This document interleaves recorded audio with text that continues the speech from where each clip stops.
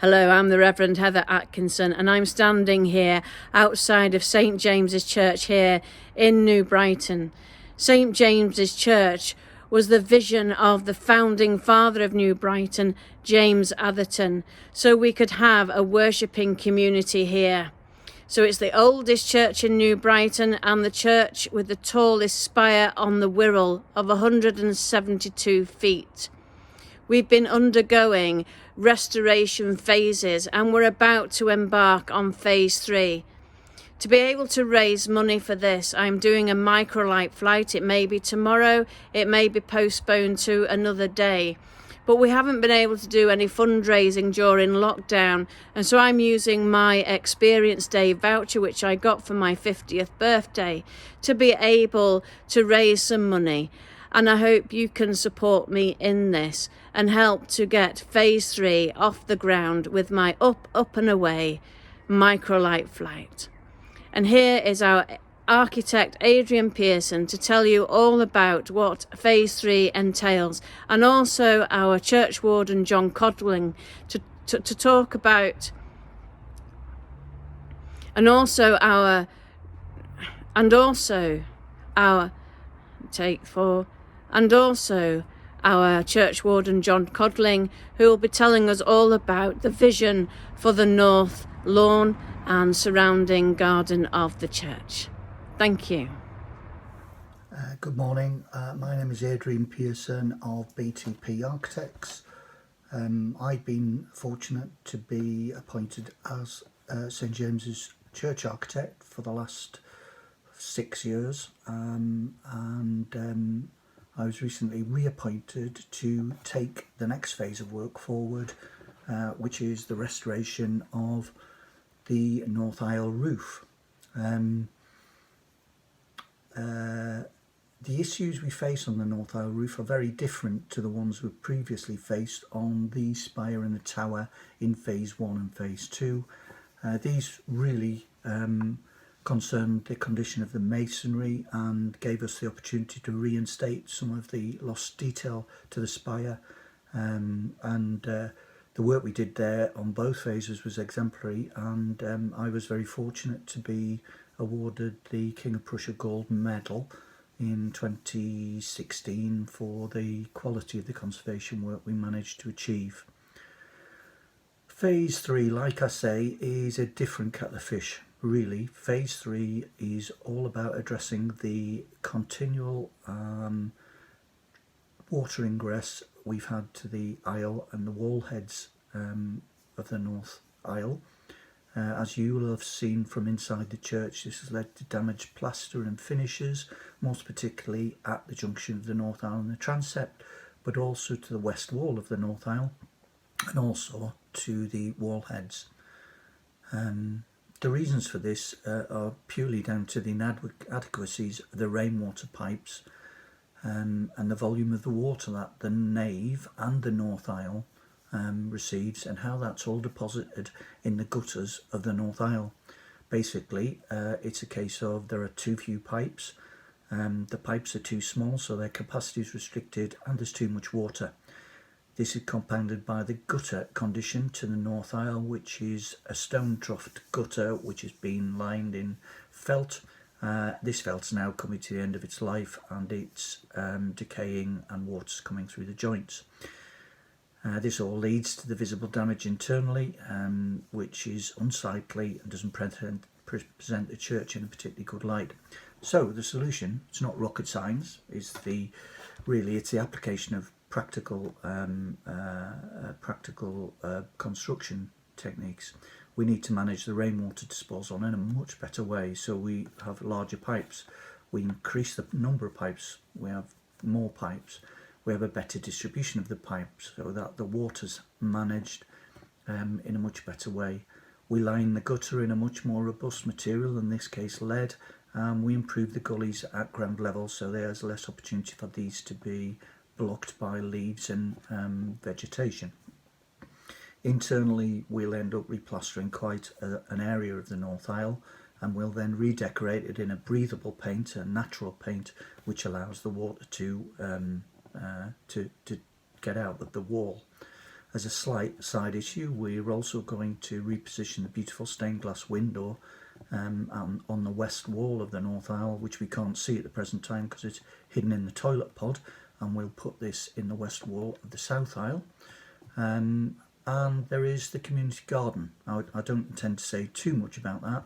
Really, that's a project that's really very much driven by the PCC, and that's how it should be. But basically, the garden will allow the church to improve its outreach and its engagement. It'll also enhance the setting of the church and create a much more welcoming space for the whole community, not just the congregation. So finally, I would just ask you all to please support Reverend Heather in her forthcoming adventure.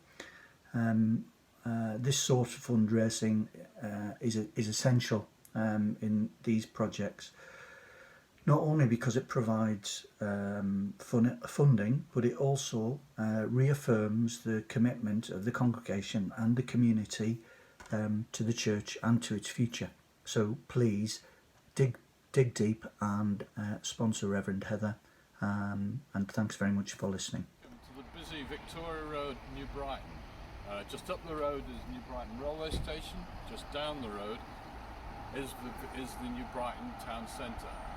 And we're here by the gates into the north side of St James Church. St James Church was designed by Sir George Gilbert Scott and built from 1854. It's a Grade 2 listed building. It's had a lot of work done on it recently to make it to restore it. The gates here are stuck closed and are not very accessible.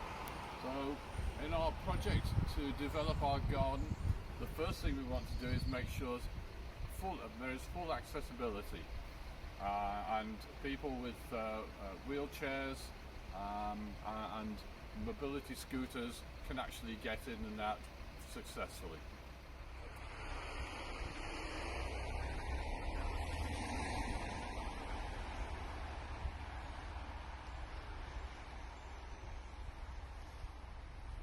As our next phase of restoration, we plan to also include development of the gardens around the church. So we asked a company of landscape gardeners to come in and give us some ideas, and I shall take you through the journey that they have actually created through the garden, right the way around the church. And the first part we have is this area here, where we plan to have a walking circle of stepping stones flush with the ground. In the middle, a tree with a circular bench seated around it, and access will be easy up the ramp, up the hill here, and into the garden. We have now moved across into the sensory garden. The sensory garden is essentially a cross with walkways, footpaths, so that people can come in and spend contemplative time in this area, and will be accessed straight from the first section of the garden.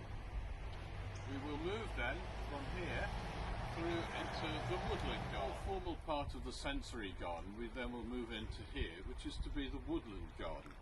The woodland garden will have mown paths running through it, much as you see in National Trust lawns and gardens, and will be planted with wild seeds and show what it's like in a sort of wild garden.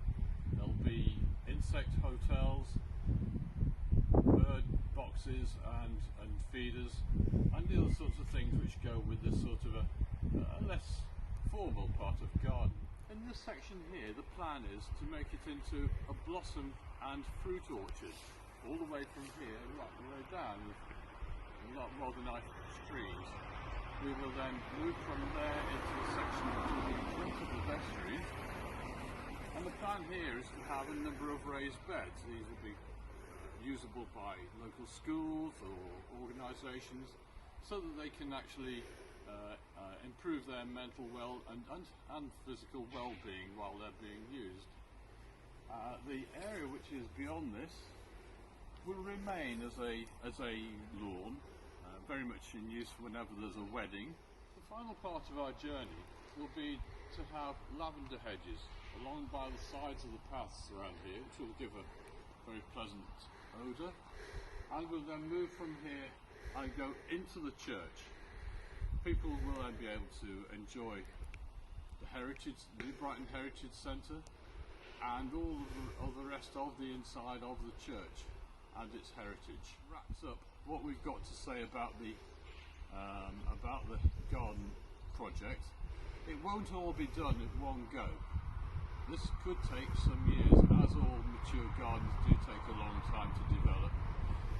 So we are hoping to make the first parts of this garden in this phase. Thank you very much. The next time you're in church, please do have a look at the plans which are here on the board, and they can show you where we've just been travelling around.